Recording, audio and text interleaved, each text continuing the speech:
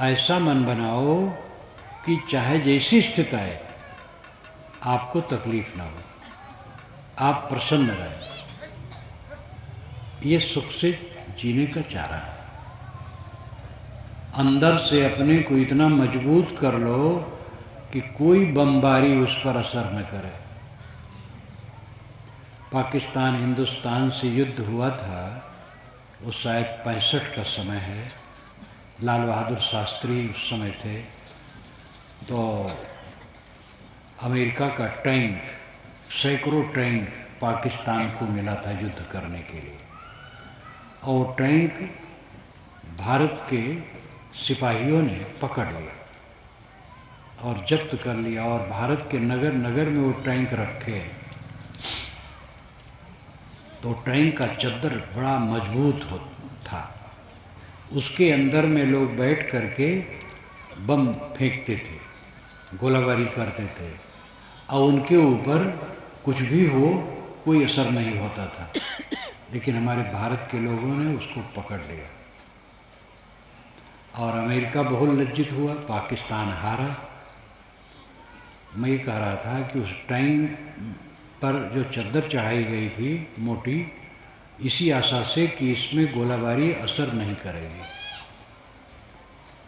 लेकिन उसने असर की। जो ये ज्ञान का है चद्दर, इस पर तो गोलाबारी असर नहीं ही करेगी, ये पक्का है। अपने को ऐसा बना लो कोई असर न करे, आपको लोग गाली दें लेकिन आपको दुख ना हो, आपका तिरस्कार हो लेकिन आपका दुख ना हो। सभा में आप बैठे हैं, आपका हाथ पकड़ करके कोई खींच करके नीचे बैठा है, ऊंचे बैठे हो और आपको तकलीफ ना हो। प्री से प्री छूट गया हो, चला गया हो दुनिया से, लेकिन आपको तकलीफ ना हो। धन हार गया हो लेकिन आप दुखी ना हो। ये तैयारी करनी चाहिए, यही अध्यात्म है। और ये हो सकता है। वेद में आता है जहाँ पर अस्त्र शस्त्र का वर्णन है, तो वहाँ पर अंत में आता है अस्त्र शस्त्र उस जमाने का जो था उसका वर्णन है, लेकिन अंत में आता है ब्रह्म वर्म ममांतरम। ब्रह्म पवित्रता, आत्मज्ञान, वर्म का अर्थ है कवच, जिसको पहन लेने पर उसमें गोली बेधेगी नहीं, तलवार नहीं काट सकेगी। ब्रह्म वरम ममांतरम, मम अंतरम, मेरे भीतर जो सुरक्षा करने का साधन है वो ब्रह्म है। ब्रह्म का मतलब आत्मा, आत्मज्ञान और पवित्रता। निर्भ्रांत दृष्टि हो। मैंने कई बार कहा है, भगवान की माया हमें नहीं नचाती, हमारी माया नचाती है। ये भूल जाओ कि भगवान की माया हमारे ऊपर परेशान कर रही है हमें। ये गलत लोग कहते हैं। भगवान कोई धोखेबाज नहीं होता है जो माया रखे हो सब पर दौड़ा दे। ये गलत सूचना है, चाहे शास्त्र में लिखा हो चाहे महात्मा पंडित कहते हो।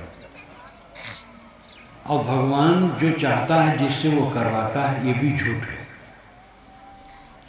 आप जो चाहते हैं वो करते हैं, इसलिए आपका सोचना, बोलना और करना ये आपकी जिम्मेदारी में है। जो आप सोचते हैं उसके आप जिम्मेदार हैं, जो आप बोलते हैं उसके आप जिम्मेदार हैं, जो आप करते हैं उसकी जिम्मेदार हैं।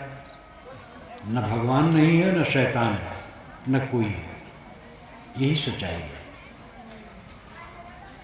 कर्ता स्वतंत्र होता है और स्वतंत्र ही कर्ता होता है।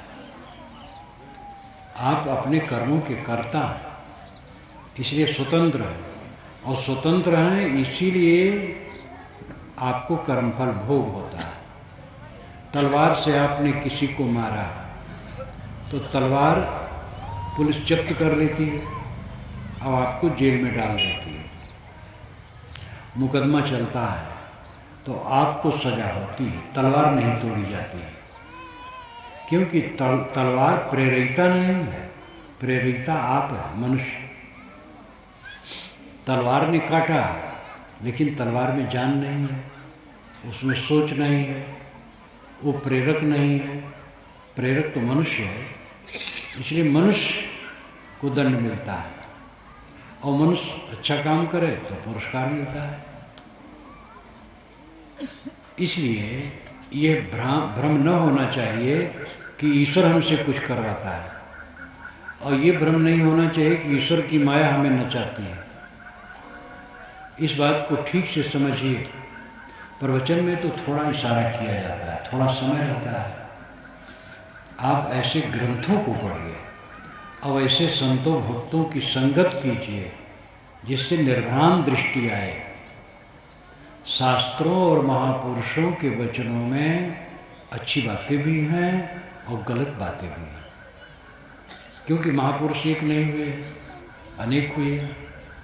और जो किसी विषय में महापुरुष है, पक्का है, और किसी विषय में कच्चा है, कोई बात उसकी उचित नहीं है, और है महापुरुष है, बड़ा है।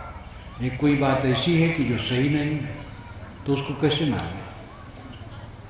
इसलिए न तो भगवान की माया हमें नचाती है, न भगवान हमसे कोई कर्म करवाता है। हमारी माया हमें नचाती है और हम जैसा सोचते हैं वैसा करते हैं। यही सच है, और ये समझ लेने पर फिर दूसरे पर ऑब्जेक्शन करने की बात खत्म हो जाती है।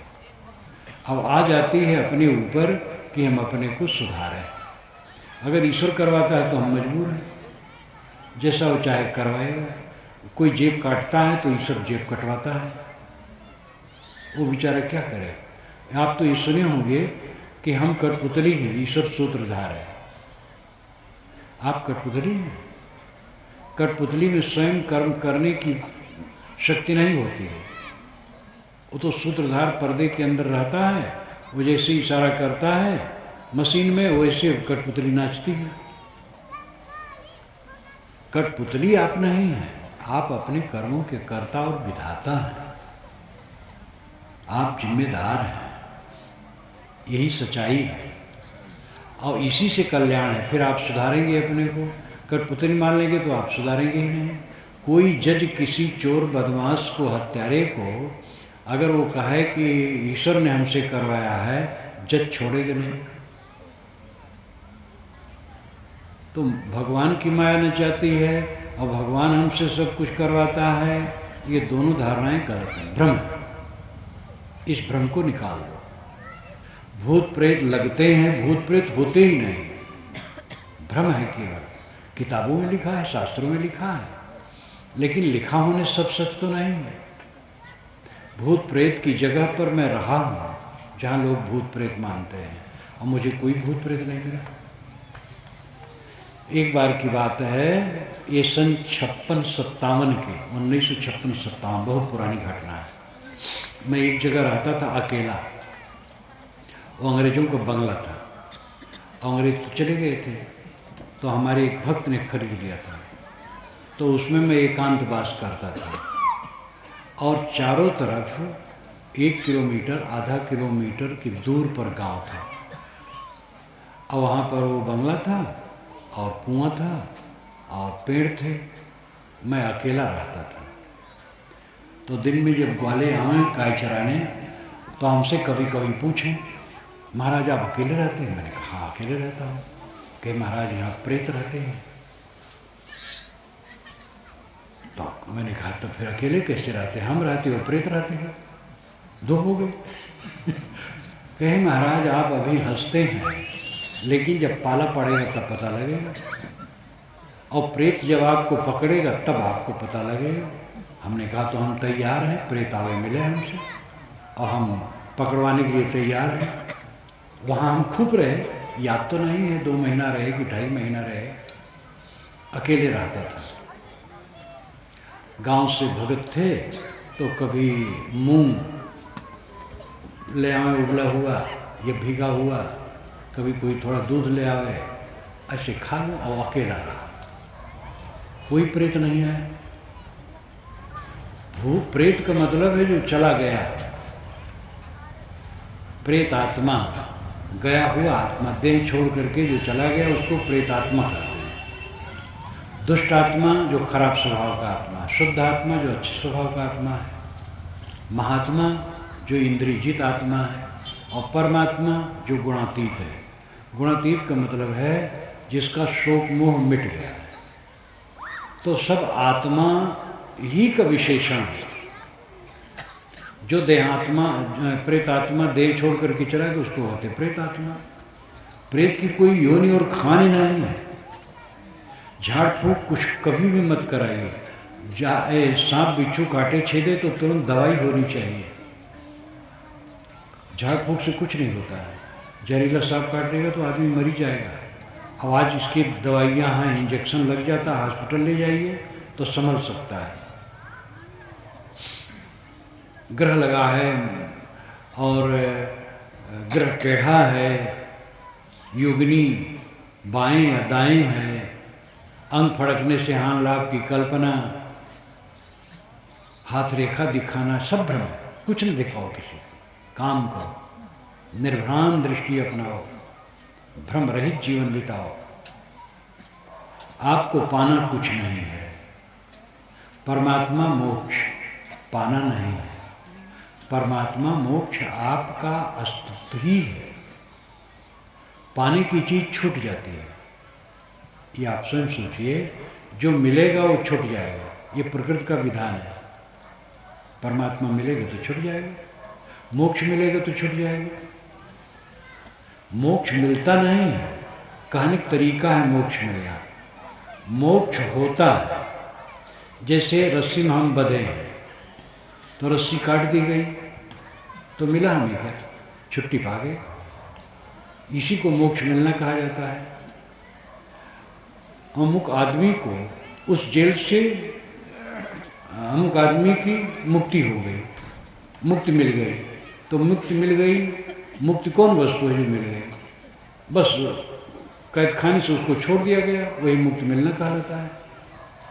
तो मोक्ष मिलता नहीं कुछ, मोक्ष छूटने को कहते हैं। राग द्वेष कलह कल्पना मन का विकार छूट गया, आत्मा निर्मल हो गई, यही मोक्ष मिलना कहा जाता है। परमात्मा मिलना, जब आत्मा शुद्ध हो गया बस वही परमात्मा है। मिला कुछ नहीं, मल था, विक्षेप था, आवरण था, वो कट गया, धुल गया, स्वयं शेष रह गया। यही परमात्मा का मिलना कहा जाता है। मिलता कुछ नहीं, परमात्मा आपका अस्तित्व ही है। सदैव आपके साथ परमात्मा बैठा है, पाना नहीं है। अनुभव क्यों नहीं होता है? क्योंकि मन में तो गड़बड़ियाँ हैं, राग है, द्वेष है, मोह है, ममता है, अविद्या है, अज्ञान है। तो परमात्मा का अनुभव कैसे हो? कबीर मन तो एक है, भावे तहाँ लगाओ, भावे गुरु की भक्ति करो, भावे विषय कमाओ। मन में मलिनता रहेगी तो परमात्मा का अनुभव कैसे होगा? इसलिए जरूरी है मन की मलिनता को धोएं। परमात्मा पाने के चक्कर में न रहे। जब मलिनता धुल जाएगी तो परमात्मा शेष रह जाएगा।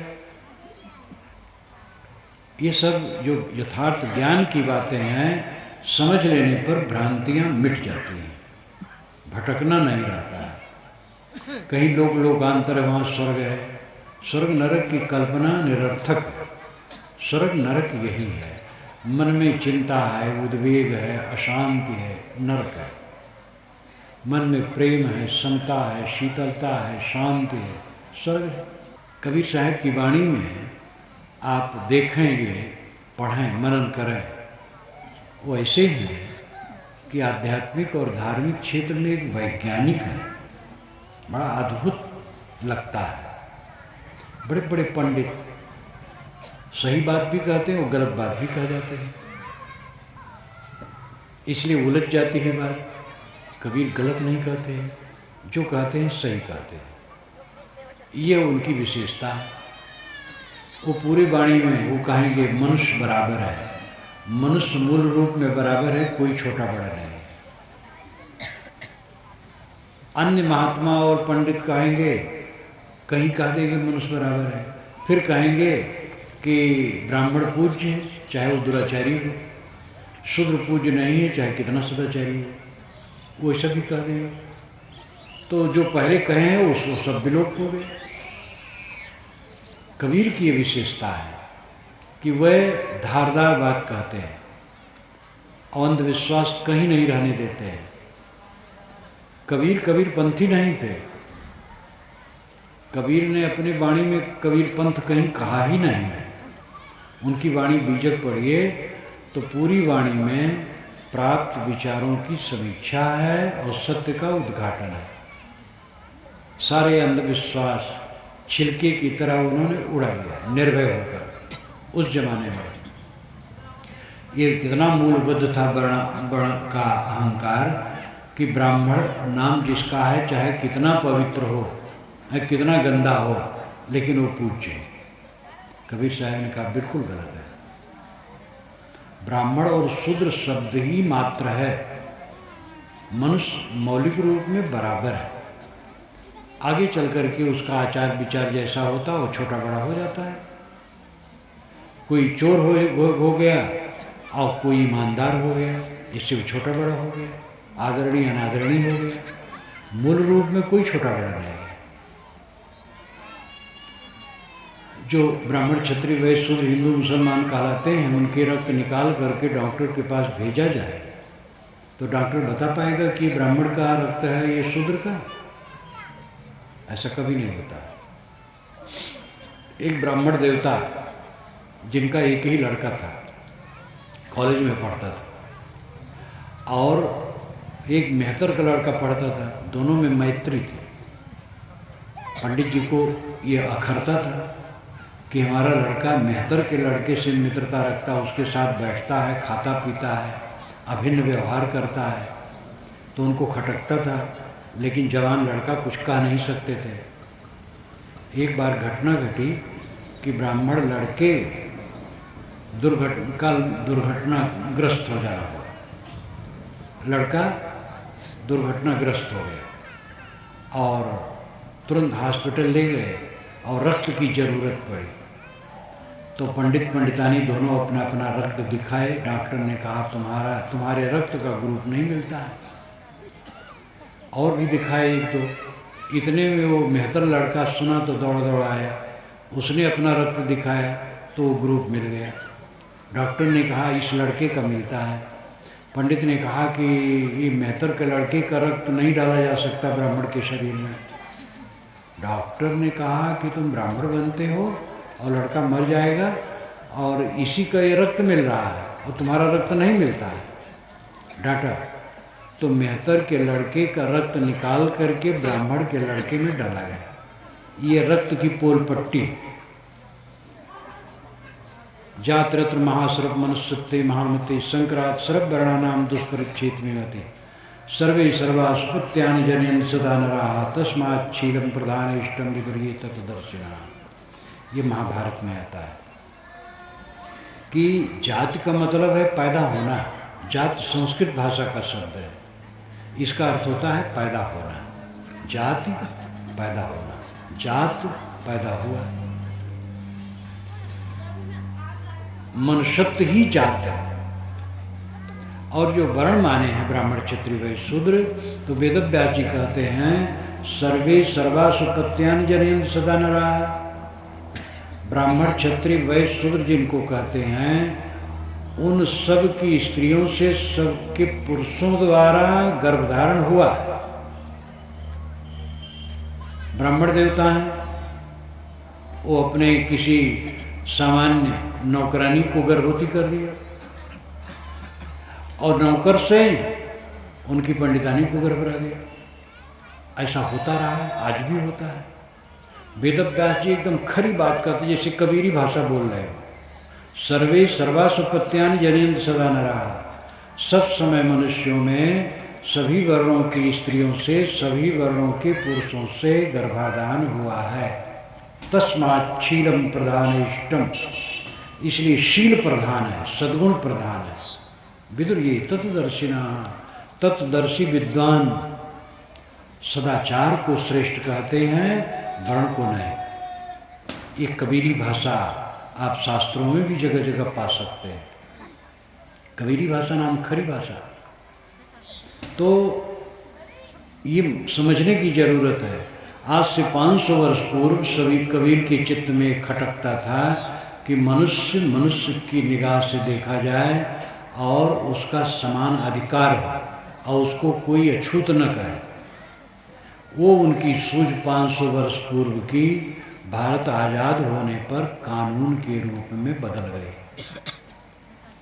कबीर जो 500 वर्ष पहले चाहे थे वो कानून के रूप में इस 20वीं सदी में पास हुआ।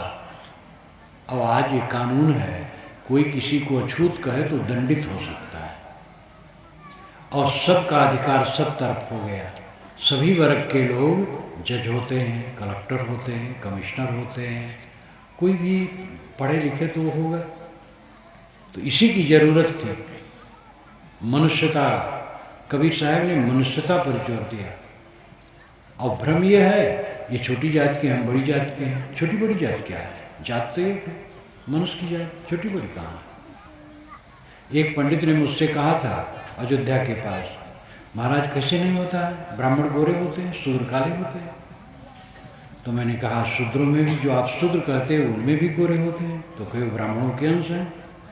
तो मैंने कहा ब्राह्मणों में जो काले होते हैं किन के अंश हैं? तब बेचारे कट गए, वो शूद्र के अंश हो जाएंगे फिर। श्री राम और श्री कृष्ण श्याम और घन श्याम थे, तो क्या उनको आप टाट बाहर कर देंगे? वेदव्यास काले थे एकदम, जो ब्राह्मणों के सिर पर बैठे हैं।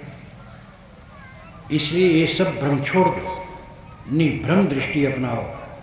मानव मानव है, नर नारी दोनों मनुष्य हैं, दोनों का अपना अधिकार है, दोनों अपने कर्तव्य को समझें।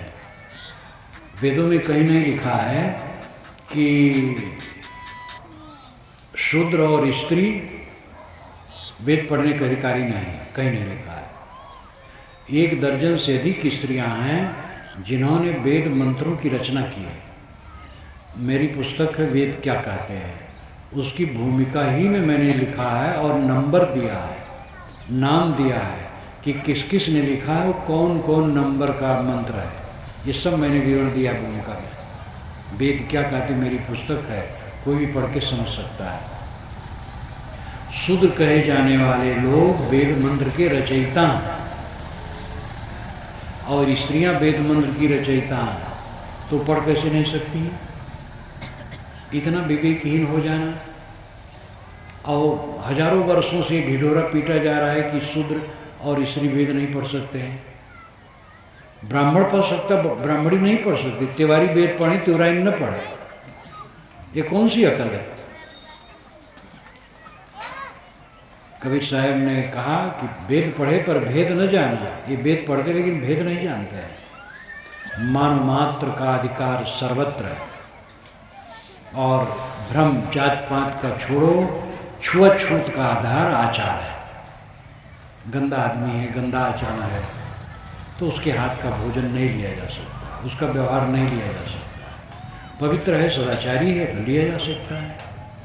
एक मेहतर है, स्नान करके साफ कपड़ा पहन लिया, वो भोजन बना सकता है। एक ब्राह्मण है लेकिन टट्टी घर से निकला, वो भंडार घर में नहीं जा सकता है, स्नान कर ले तब जा सकता है। ये वास्तविकता है। हम लोगों का शरीर क्या है? हाड़ मांस का ढांचा है, ये तो शूद्र है। और आत्मा ब्राह्मण है, ब्रह्म है, तो सब ब्राह्मण है, सब शूद्र है। इसमें अहंकार करने क्या गुंजाइश है और दूसरे को नीच कहने क्या गुंजाइश है? निर्भ्राम दृष्टि अपनाओ, भ्रम रहित दृष्टि हो। और परमात्मा कहीं बाहर मिलने वाली चीज नहीं है। परमात्मा सबके अंदर में बैठा है। आत्मा परमात्मा है, वो साक्षी है, दृष्टा है, ज्ञाता है, ज्ञान स्वरूप है। कबीर साहब ने कहा पानी में मीन पियासी। उन्होंने कहा कि हृदय बसे ते राम न जाना। गीता में कहती है उपदृष्टानुमंता चा भर्ता भोक्ता महेश्वरा परमात्मेत चा पुत्रो देह अस्मिन पुरुषा परा। अस्मिन देह, इस देह में पुरुषा परा, जो पर पुरुष है आत्मा, उपद्रष्टा। उपद्रष्टा का मतलब निकट बैठ करके देखने वाला, अनुमंता राय देने वाला, भर्ता भरण पोषण करने वाला, भोक्ता शुद्ध भोगने वाला, महेश्वरा महान ईश्वर, परमात्मिक और परमात्मा, यानी इस देह में रहने वाला जो आत्मा है वही परमात्मा है, वही दृष्टा भर्ता भोक्ता और महान ईश्वर है। अहम ब्रह्मास्मि ऋषियों ने कहा बहुत पहले, गीता के भी पहले उपनिषदों में कहा अहम ब्रह्मास्मि, मैं ब्रह्म हूँ, तत्तमस तू ब्रह्म है, अयम आत्मा ब्रह्म, ये आत्मा ब्रह्म है, प्रज्ञानम ब्रह्म, ज्ञान ही ब्रह्म है। इस प्रकार की घोषणाएं ऋषियों ने की। तो दृष्टि हमारी निर्भ्रांत होनी चाहिए, बाहर से कुछ पाना नहीं है, मोक्ष और परमात्मा आपका अस्तित्व ही है। फिर अनुभव क्यों नहीं होता है? क्योंकि मन तो खराब है, राग द्वेष मल विक्षेप आवरण से भरा है, काम क्रोध लोभ मोह अनेक विकारों से भरा है, तो उसका कैसे अनुभव? जरूरी है कि ये विकारों को हम धोएं। मन की पवित्रता, मैंने कहा था निर्भ्रांत दृष्टि और मन की पवित्रता, ये दो से लक्ष्य प्राप्त होगा। लक्ष्य क्या है? परमानंद, परम शांत, परम सुख। आप क्या चाहते हैं? ऐसा सुख जिसमें दुख न हो, निर्भय सुख, अनंत सुख, जो सुख घटे न, ऐसा सुख दुनिया में कहीं नहीं। ऐसा सुख है यथार्थ ज्ञान और मन की पवित्रता में। मन पवित्र है लेकिन यथार्थ ज्ञान नहीं तो भटक रहे हैं। परमात्मा के दर्शन करना चाहते हैं, क्योंकि पुराणों में लिखा है, वेद शास्त्रों में कहीं नहीं लिखा है कि परमात्मा अलग होता उसका दर्शन होता है। ये जब से पुराण बने वो महाकाव्य बने, इसमें लिखा गया है। और यही पंडित लोग कथा बाँचते हैं और लोग पढ़ते भी हैं, और इसी का हल्ला है। दर्शन जिसका होता है वो दृश्य होता है, वो माया है। ये चक्षुषा न पश्यत इन चक्षुंसु पश्यत तदेव ब्रह्मत्वं विद्य नेदम यदमुपास्ते, ये श्रुत वचन है।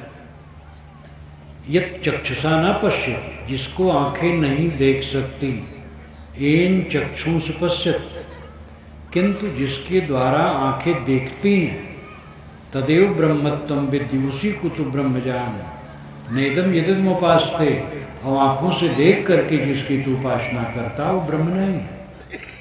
यानी जिसको देख रहे वो ब्रह्म नहीं है, देखने वाला ब्रह्म है, ये आत्मा ब्रह्म है। और दिखाई तो देता हाड़ मांस का शरीर, इसलिए दिखने वाली चीज मायामय।